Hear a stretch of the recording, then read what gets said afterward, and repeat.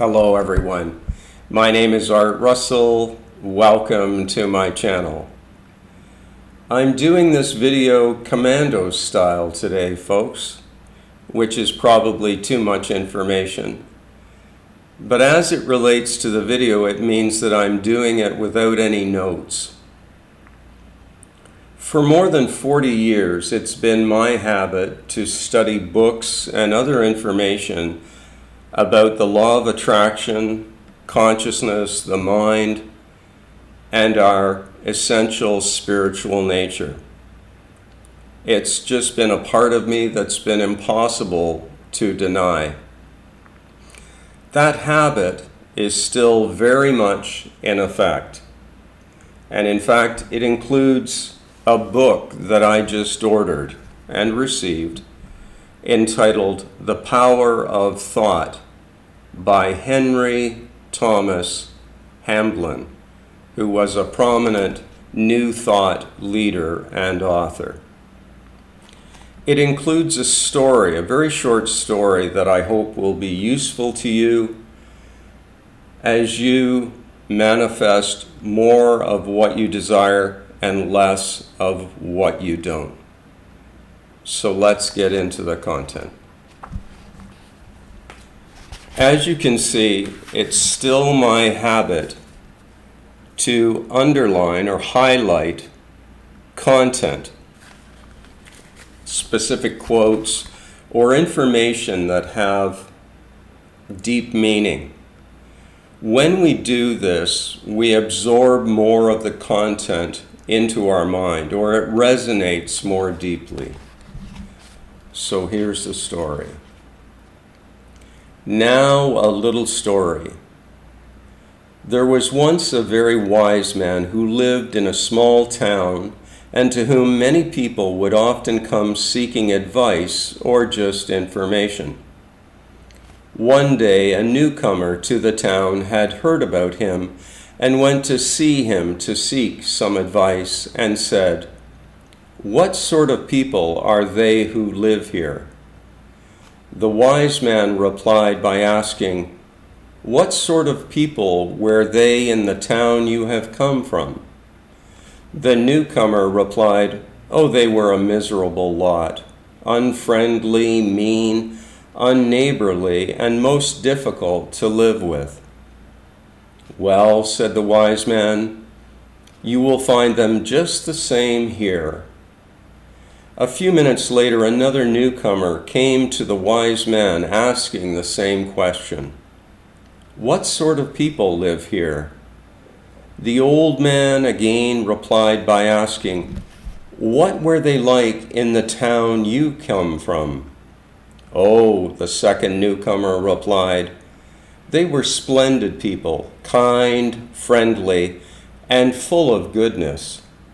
I was sorry to leave them." "Then," said the wise man, "you will find them just the same here." And then Henry Thomas Hamblin adds this sentence following the story. "You may think I have invented and exaggerated, but the story contains a great truth. Our individual world, for we all live in a little world of our own, reflects our thinking." Now, this is an important principle in the teachings related to the law of assumption or the law of attraction. And this is stated very clearly in Hermetic teachings related to ancient Egypt. A short aphorism sums it up: as within, so without. Meaning, what we are in consciousness will be expressed as the circumstances and events, conditions, even the people, the type of people we meet in our apparent 3D environment. Now, why can this be so, or why is this so? because the apparent external environment is a projection or reflection of consciousness. True reality is only one: consciousness. Just as all the events, persons, circumstances within a nighttime dream were made of consciousness, the same rule applies here in this, the waking state, reality.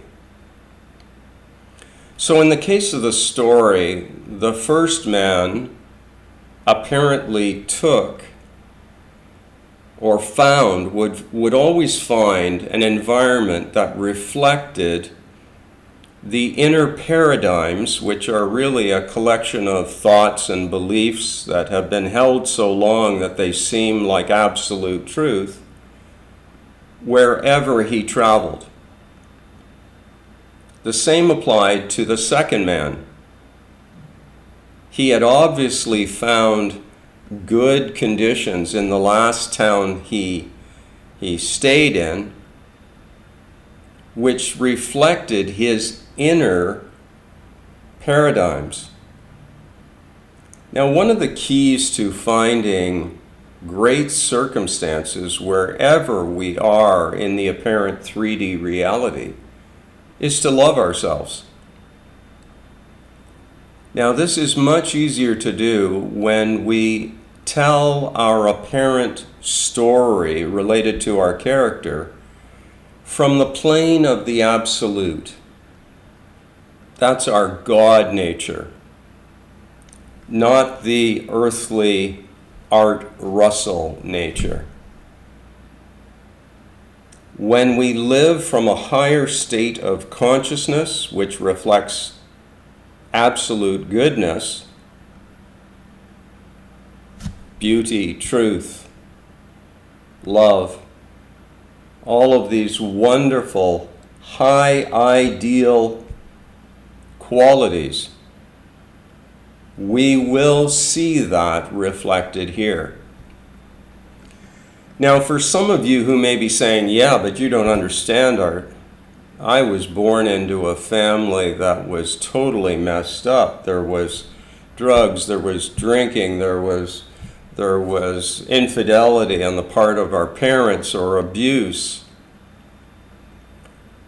What I'm saying is we can more easily leave our apparent past conditions behind when we see through the illusion of time.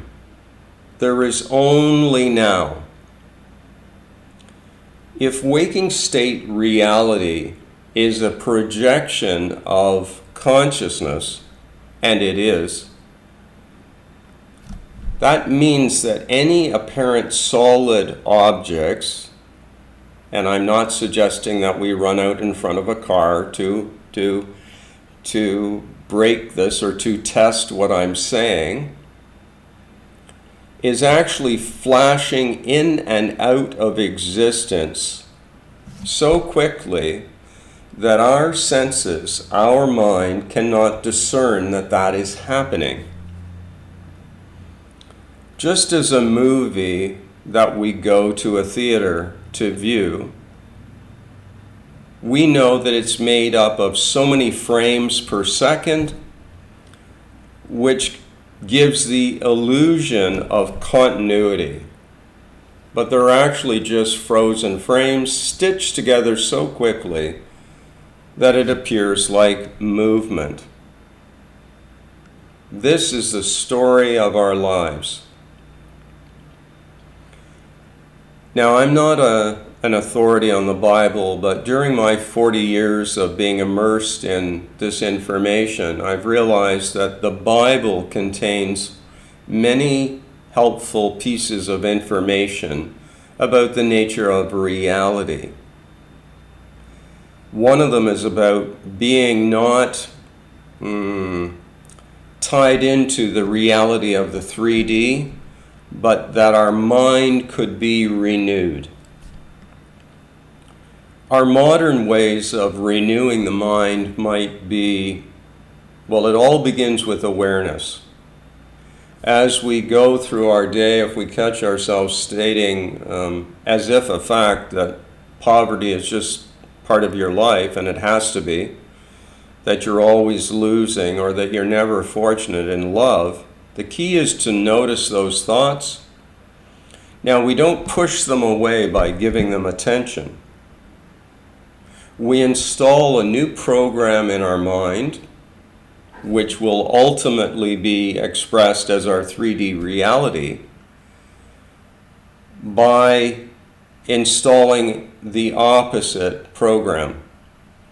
So if perhaps because of divorce or a few relationships that have gone a way that we wouldn't have liked,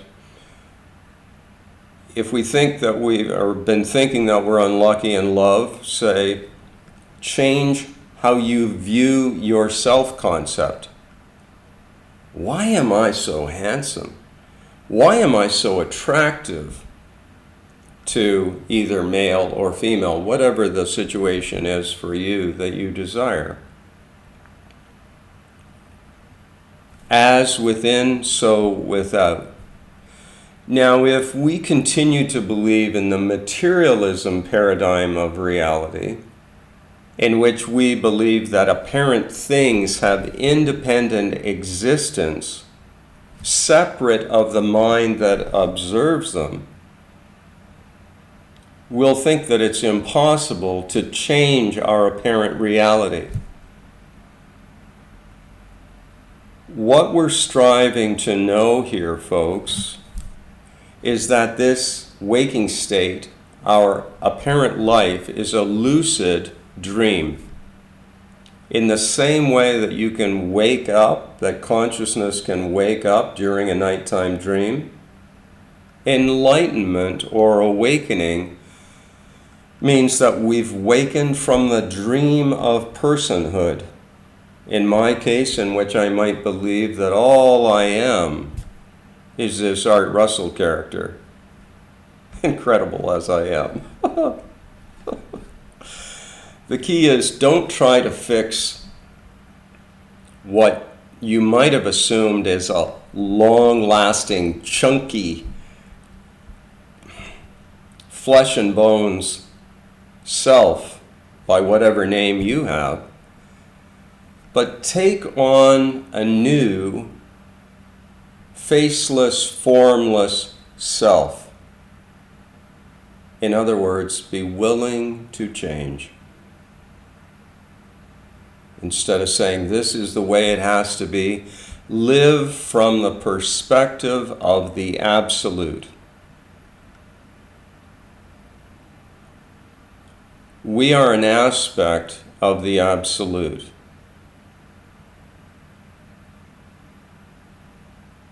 We create in the same way that Source creates. I hope you'll be able to put this information to good use. It's not enough to just know the information. We cannot just be hearers of the word, we must be doers. I suggest ways to implement this information. Visualize, even for 5 minutes each day. Find a quiet time, either preferably in the drowsy state before sleep or in the drowsy state as the body-mind is first appearing in the 3D reality. Visualize or positive statements such as, something wonderful is going to happen for me today. Why does life always work out in my favor? When we ask questions such as, why does life always work out in my favor? They're called ask-formations. And these quite often are less frequently rejected by the subconscious mind than affirmations, in which we might just affirm, I am wealthy, I am a multimillionaire, I am healthy. The subconscious mind cannot be coerced. We're to think of it more like a lover, in which we would just gently suggest conditions that we might desire.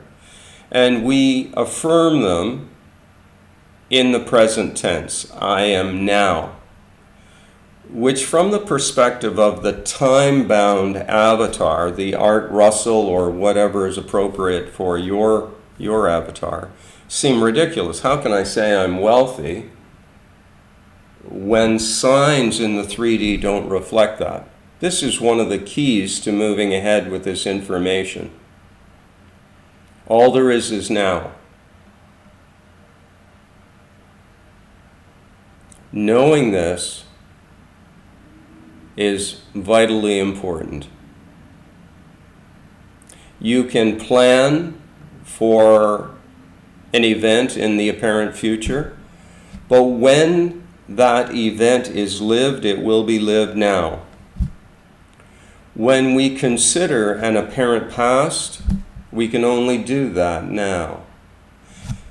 The now is equivalent for what we actually are. Our avatar, in my case Art Russell, is time-bound. But I, spirit, consciousness, am eternal, irreducible, indivisible.